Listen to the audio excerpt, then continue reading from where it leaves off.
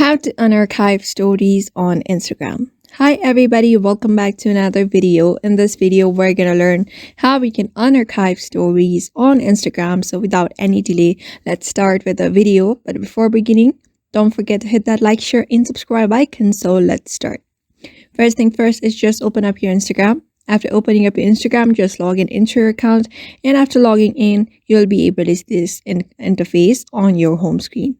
So what you're going to do, the next step is just head over to your profile at the bottom right. After that, just tap on it and you should be able to see your profile here. So what you're going to do is just head over to your menu bar at the top right. After clicking on it, you should be able to see different options. What you're going to click is archive option. Just tap on it and here you should be able to see all of your archive story. So in order to unarchive these stories, what you're going to do is simply tap on one of the stories here. I'm just going to tap on this one right here. After that, you should be able to see share highlight option.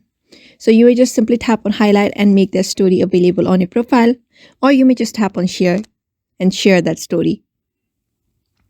When you tap on share, you'll be able to see your story, but you will be able to see this date also on your profile.